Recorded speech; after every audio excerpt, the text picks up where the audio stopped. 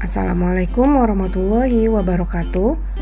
Berikut ini merupakan cara melakukan regresi berganda dengan menggunakan software EViews. Nah, seperti sebelumnya, data yang kita gunakan di sini adalah seluruh data cross section. Jadi data pada banyak objek pada 1 tahun saja. Variabel Y-nya adalah return, variabel X1-nya adalah debt to equity ratio, dan variabel X2-nya adalah return on asset atau ROA. Jadi di sini kita akan membuktikan apakah secara simultan dan parsial variabel DER dan ROA berpengaruh signifikan terhadap variabel return saham. Nah, data yang kita punya atau jumlah N-nya adalah 30, bisa dilihat di sini jumlahnya 30. Kita selanjutnya tinggal memasukkan datanya di EViews. Nah, kalau menggunakan EViews disarankan menggunakan Windows dibandingkan Macintosh karena softwarenya lebih sesuai dengan Windows.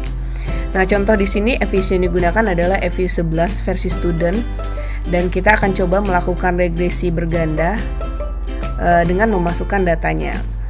Nah, langkah pertama yang harus kalian lakukan adalah kita akan membuat variabel baru di sini. Sebenarnya bisa juga dengan langsung memasukkan data, cuman karena kalau di Macintosh dia nggak bisa memasukkan data, kurang sesuai EViews-nya. Tapi kalau di Windows langsung bisa memasukkan data. Nah, karena itu prosesnya akan kita mulai dari awal, yaitu membuat variabel baru di dalam EViews. Nah, caranya tinggal klik file di sini. Nah, klik new pilihannya, work file. Pilihan datanya, work file structure type-nya adalah pilih unstructured atau undated, di mana data kita adalah nggak berdasarkan time series atau nggak punya jangka waktu tertentu, dan dia terdiri dari banyak perusahaan, atau dengan kata lain datanya adalah data cross section. Ketika datanya nanti time series, gunakan yang dated atau regular frequency, dan ketika datanya gabungan daripada data cross section dan data time series, gunakan fungsi balance panel di sini. Nah, karena itu kita pilih yang unstructured atau undated. Observation itu adalah jumlah observasi kita. Karena jumlah observasi atau jumlah N-nya 30, maka kita ketik di sini adalah 30. Selanjutnya tinggal diklik OK saja.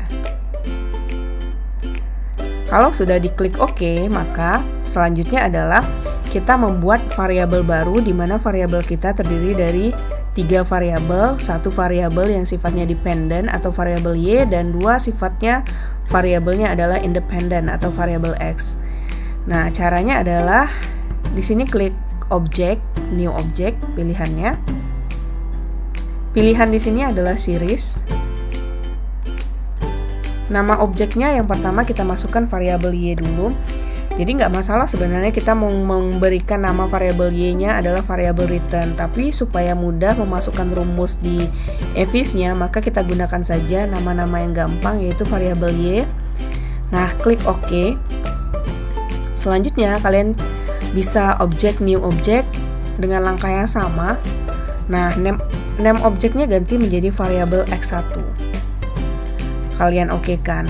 Selanjutnya kita buat new object variabel dengan nama variabel X2.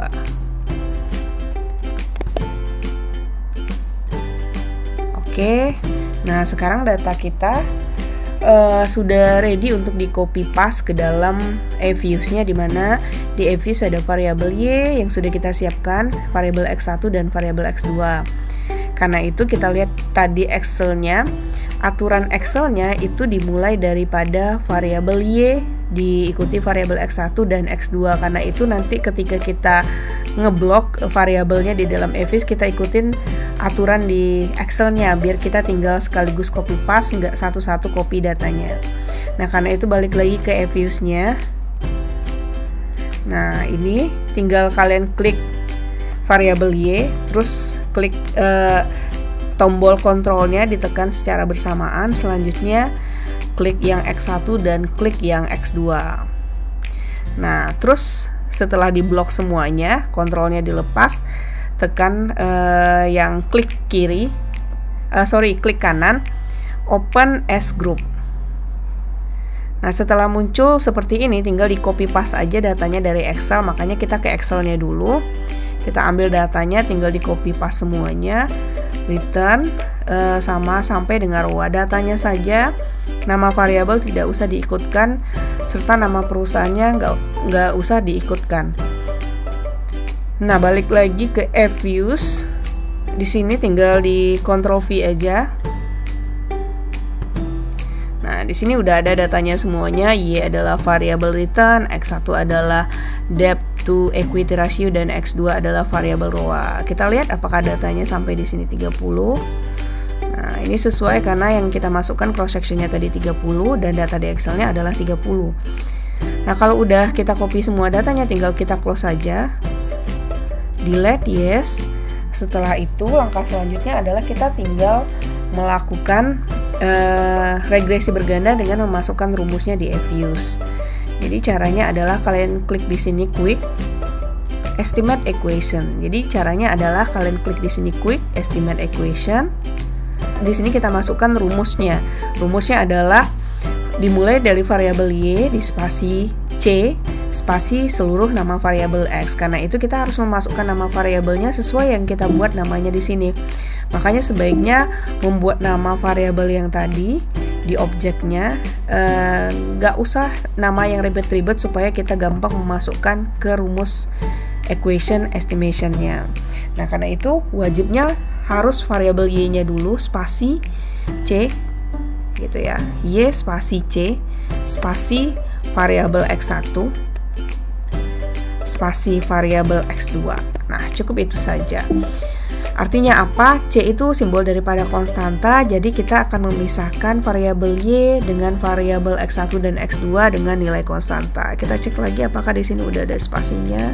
Oh, ternyata ini belum ada spasi, jadi harus kita spasikan antara variabel X1 dan X2 harus ada spasi. Nah, coba kita lihat di sini metode kita adalah least square, di mana kuadrat terkecil yang mengecilkan tingkat kesalahan residual atau standar error atau yang disingkat di statistik sebagai SYX-nya. Nah, kalau sudah kita masukkan rumus equation estimation ya tinggal diklik OK aja. Inilah hasil daripada regresi berganda dengan menggunakan F-views. Nah, cara bacanya sebenarnya mirip-mirip sama di Excel, di mana koefisien adalah nilai untuk membentuk bersama regresi berganda A ditambah B1X1 ditambah B2X2. Yang jadi konstantanya atau nilai A-nya adalah minus 6,23, nilai B1-nya di sini 5,37 dan nilai B2-nya adalah 3,32. Jadi persamaan regresi yang bisa dibentuk nantinya adalah Y sama dengan minus 6,23 ditambah 5,37X1 dan ditambah 3,3X2. Nah, standar error atau SB1 dan SB2 masing-masing untuk tiap variabel adalah ini. Jadi 3,23 ini adalah SB1 atau kesalahan prediksi daripada beta 1 dan 1,72 adalah kesalahan prediksi atau SB2 daripada beta 2.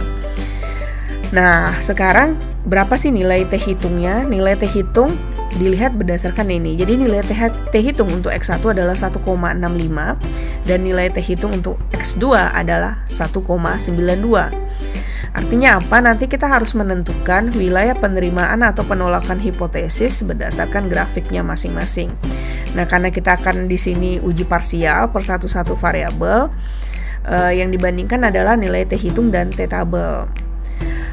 Cara lain dengan cepat untuk menentukan apakah variabel independen berpengaruh terhadap variabel dependen adalah dengan melihat nilai probabilitas. Nah, nilai probabilitasnya tinggal kita lihat aja. Kalau lebih besar dari 0,05 artinya variabel X tidak berpengaruh secara parsial terhadap variabel Y. Lebih besar dari 0,05. Ini untuk X1 probabilitasnya dan ini untuk X2. Di sini bisa kita lihat dua-duanya, baik X1 dan X2 memiliki probabilitas lebih besar dari 0,05. Artinya, X1 tidak berpengaruh signifikan terhadap Y dan X2 tidak berpengaruh signifikan terhadap Y. Nah, hal ini juga didukung dengan nilai R-square yang kita lihat di sini. Nilai R-square-nya 14,51%. Jadi wajar kalau dia nggak berpengaruh karena kontribusinya cuma 14,51%. Nah, selain itu, SA of regression ini adalah kesalahan residual daripada seluruh persamaan regresi, atau di statistik 2 kita simbolkan dengan SY X1 X2 di mana nilainya adalah 32,39.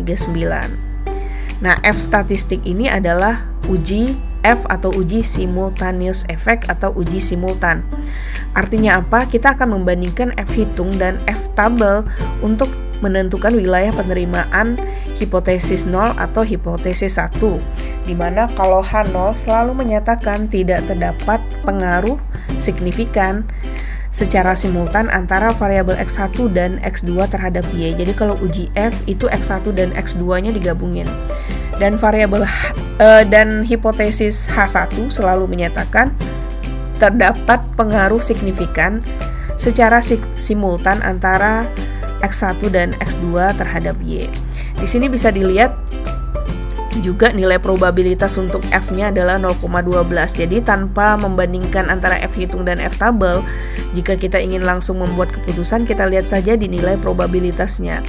Kalau lebih kecil dari 0,05, artinya dia berpengaruh signifikan secara simultan. Nah, karena di sini nilainya lebih besar dari 0,05, artinya kita mengetahui bahwa di sini kesimpulannya variabel X1 dan X2 secara simultan tidak berpengaruh signifikan terhadap variabel Y. Jadi itu keputusannya. Nah, demikianlah penjelasan untuk analisis regresi dengan menggunakan F-Views. Pada dasarnya sama saja apakah menggunakan F-Views atau menggunakan nanti SPSS ataupun di Microsoft Excel saja. Nah, tapi keunggulan menggunakan F-Views dan SPSS adalah kita bisa lebih detail untuk melakukan uji asumsi klasiknya. Saya tutup penjelasan kali ini. Assalamualaikum warahmatullahi wabarakatuh.